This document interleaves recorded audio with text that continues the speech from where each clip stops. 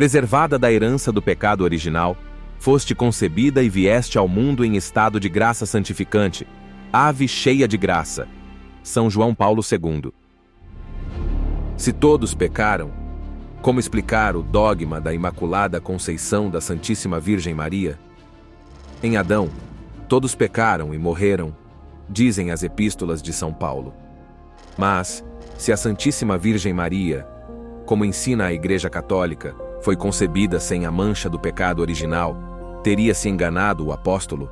Como entender e resolver este aparente dilema? Primeiramente, celebrar a Imaculada Conceição significa celebrar como nosso Senhor Jesus Cristo salvou Maria. Em segundo lugar, celebrar como nosso Senhor Jesus Cristo também nos salvou, pela salvação que Ele deu à Imaculada Virgem Maria. Dito isto, voltemos nosso olhar para responder às perguntas iniciais.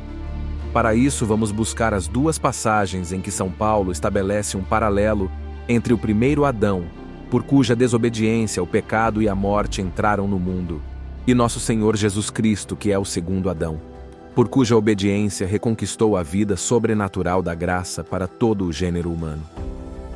As passagens bíblicas de São Paulo se encontram em Carta a Romanos, onde o apóstolo, falando do primeiro Adão, diz: no qual todos pecaram, capítulo 5, versículo 12, e na primeira carta a Coríntios, onde se lê: em Adão todos morrem, capítulo 15, versículo 22. Entendemos que, se em Adão todos pecaram e morreram, nada mais lógico do que concluir que também a Santíssima Virgem Maria, em Adão, pecou e morreu. Mas como a Igreja ensina que a Virgem Maria nasceu sem a mancha do pecado original, tem-se um aparente impasse. Ou a Igreja ensina algo que vai contra o testemunho da Escritura, ou São Paulo teria de algum modo se equivocado, talvez por ignorar o privilégio da Imaculada Conceição, o que derrogaria por sua vez a autoridade doutrinal do apóstolo e, com ela, a da própria Escritura. Um protestante não teria problemas em aderir à primeira hipótese, mas para um católico, ambas hipóteses não são aceitáveis. Para nós católicos, trata-se de um falso dilema, porque a doutrina cristã não vê dificuldade em reconhecer de um lado que São Paulo está certo ao dizer que em Adão todos pecaram, nem em professar de outro, que Maria foi preservada imune de todo pecado. A primeira parte é decorrência do dogma da inerrância bíblica, segundo o qual a Sagrada Escritura é, no todo e nas partes, palavra de Deus, razão por que está isenta de erros. Assim o ensina, entre outros, o Papa Leão XIII na encíclica Providentíssimos Deus, de 18 de novembro de 1893. Eis as palavras do pontífice. Tão longe está de subjazer a divina inspiração algum erro, que ela por si mesma não só exclui todo erro, senão que o exclui e expele tão necessariamente quanto é necessário que Deus, suma verdade, não seja autor de absolutamente erro algum. Esta é a antiga e constante fé da Igreja, definida também com sentença solene nos concílios de Florença e Trento, e depois confirmada e mais expressamente declarada no Concílio Vaticano. A segunda parte é verdade de fé divina e católica definida pelo Beato Pio IX, em 8 de dezembro de 1854, por meio da bula Ineffabilis Deus no trecho a seguir. Declaramos, proclamamos e definimos a doutrina que sustenta que a Beatíssima Virgem Maria, no primeiro instante de sua conceição, por singular graça e privilégio do Deus Onipotente, em vista dos méritos de Jesus Cristo, Salvador do gênero humano, foi preservada imune de toda mancha da culpa original, é revelada por Deus e por isso deve ser crida firme e constantemente por todos os fiéis. Muito bem, até aqui sabemos o que a Igreja afirma, mas parece continuar de pé a dificuldade encontrada desde o início de nosso vídeo. Se a Igreja ensina, com São Paulo, que em Adão todos pecaram e com base em sua tradição e magistério, que a Virgem Maria foi preservada do pecado, não se segue daí que a Igreja ensina algo contrário ao ensinamento bíblico, que ela mesma diz ser infalível? A resposta é não. Por quê? Porque nos versículos aludidos o apóstolo fala da condição geral dos homens, enquanto descendentes de Adão por geração natural. O que parece justificar-se pelo uso que ele faz do termo grego pantes, que significa todos, e paz, que significa todo, que embora se traduza por todos, não significa, sempre e necessariamente, todos e cada um. Nos versículos aludidos, O apóstolo fala da condição geral dos homens enquanto descendentes de Adão.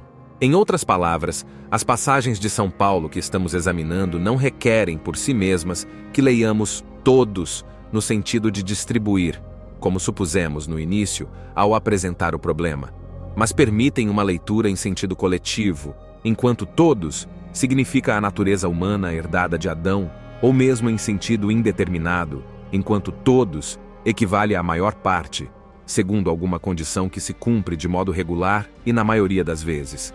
Que isso seja possível, comprova-o a própria Escritura Sagrada, que em diversos lugares emprega o mesmo termo para designar ora coletividades, ora grupos numericamente indeterminados.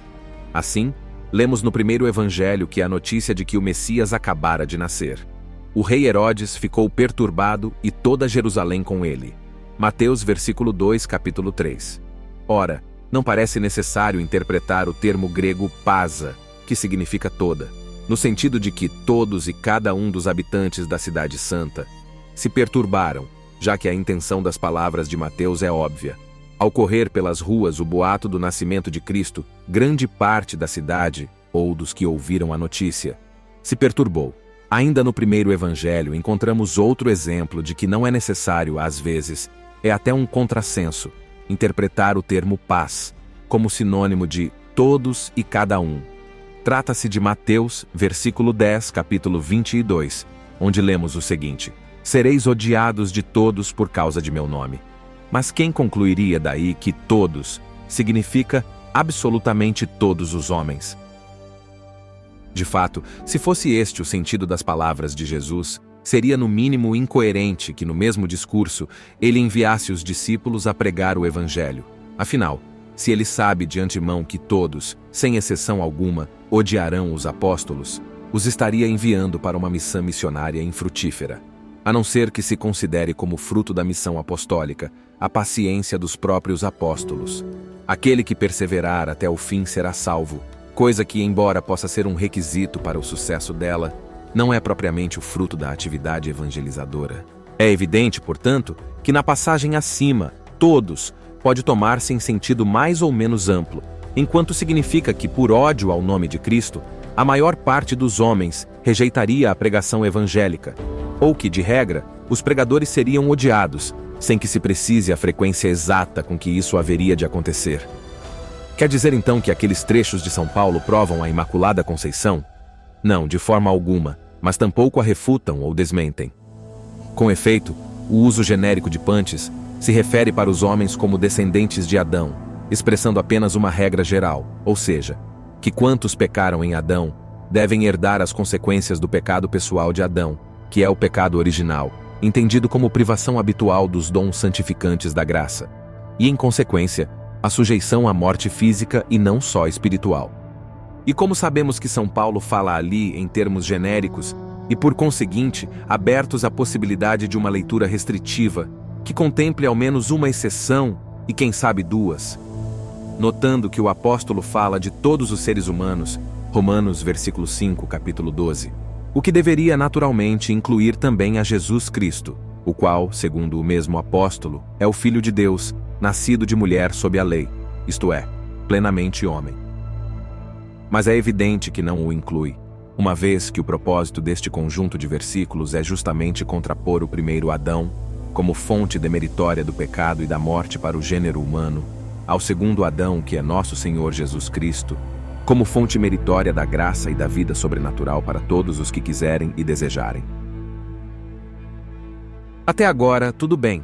No entanto, poderíamos replicar que Jesus Cristo, por ser Deus encarnado, concebido milagrosamente em Maria Virgem segundo a carne, esteja fora da lei universal de contração do pecado original, não implicando que também o esteja sua mãe. Afinal de contas, ainda que admitamos que, em Romanos, São Paulo não pretenda excluir a priori a possibilidade de alguma outra exceção à universalidade do pecado original, daí não se segue que alguém, afora Cristo, tenha sido de fato excluído dessa lei. E agora, é verdade, repitamos, a partir das palavras paulinas, tomadas isoladamente ou no seu contexto imediato, não se pode afirmar que alguém, além de Cristo, tenha escapado à lei universal do pecado de Adão. No entanto, Embora a doutrina da Imaculada Conceição não se encontre formulada na Bíblia de modo explícito, ou em termos equivalentes, o que tecnicamente se chama revelação formal, a própria Escritura nos relata casos de exceções a leis ou regras que ela mesma apresenta como universais. Vejamos a seguir.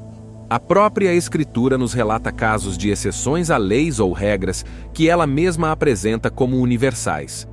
O autor em Hebreus enuncia, a certa altura, o seguinte princípio: está determinado que os homens morram uma só vez. Hebreus versículo 9, capítulo 27.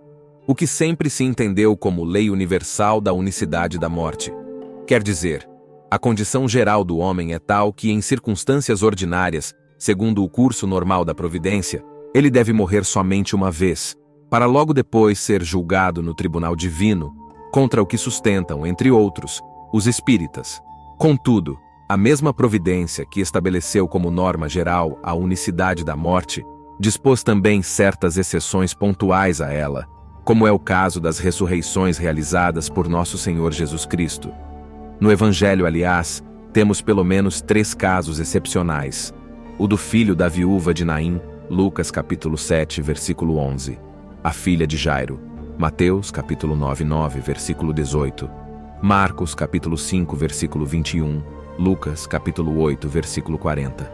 E o de Lázaro, João capítulo 11, versículo 1. Todos eles morreram 2 vezes, uma antes de serem ressuscitados e outra após a ressurreição, daí que não se trate de ressurreição gloriosa, mas de simples retorno à vida em corpo passível. Esses acontecimentos, por extraordinários que sejam, tampouco provam a Imaculada Conceição, mas são um indício convincente de que não seria contrário à letra da Bíblia que, por especial disposição divina, alguém fosse isento da lei universal do pecado original, assim como, por especial disposição divina, algumas pessoas foram isentas da lei da unicidade da morte. Que a Virgem Maria tenha sido objeto de um tal privilégio é coisa que não se pode saber com base tão somente no texto sagrado, à margem da tradição eclesiástica e da interpretação que sempre se deu a certas passagens referentes, de um modo ou de outro, à Virgem Puríssima. Mas que uma coisa não se possa saber só com base na Bíblia, tomada como um conjunto de textos desvinculados da tradição prévia que os inspirou e na qual eles foram gestados e lidos, não significa que essa coisa seja falsa, nem, como cremos ter mostrado ao longo deste vídeo, contrária ao ensinamento bíblico. Significa apenas que a Escritura não é formalmente suficiente, ou seja, não constitui sozinha a norma de sua própria interpretação, nem oferece um catálogo exaustivo e explícito de todas as verdades em que deve crer o fiel. Este nunca foi o sentir da Igreja, dos padres e dos cristãos a respeito das divinas Escrituras, nem, portanto, o de São Paulo. É importante frisar que a Sagrada Escritura não constitui sozinha a norma de sua própria interpretação, nem oferece um catálogo de todas as verdades em que deve crer o fiel. Neste diálogo entre o dogma da Imaculada Conceição e as palavras do apóstolo Paulo, percebemos que a fé transcende a aparente divisão. A Igreja Católica, orientada pela compreensão da tradição e do magistério, mantém firmemente a imaculada pureza de Maria, sem ignorar a veracidade das palavras de São Paulo sobre a condição humana em Adão. Esse enigma, longe de ser uma contradição, revela a profundidade da providência divina. Assim como a Escritura permite interpretações amplas em outros contextos, a possibilidade de exceções à regra geral encontra respaldo na própria trama bíblica. A fé nos convoca a contemplar, com humildade e reverência, os desígnios divinos que ultrapassam nossa compreensão finita, reconhecendo na Imaculada Conceição um sinal da graça extraordinária que Deus concede a seus filhos. Diante desse mistério, que nossa devoção e adoração se unam à compreensão, formando um cântico de louvor à sabedoria incompreensível de Deus Pai Todo-Poderoso. Ó Virgem Puríssima concebida sem pecado, desde o primeiro instante toda bela e sem mancha. Ó gloriosa Maria, cheia de graça e Mãe de meu Deus, Rainha dos anjos e dos homens, humildemente vos venero como Mãe do meu Salvador, que sendo Deus, me ensinou com sua estima, respeito e submissão a vós a honra e a homenagem que vos devo prestar. Dignai-vos acolher-me a mim, que nesta oração a vós me consagro.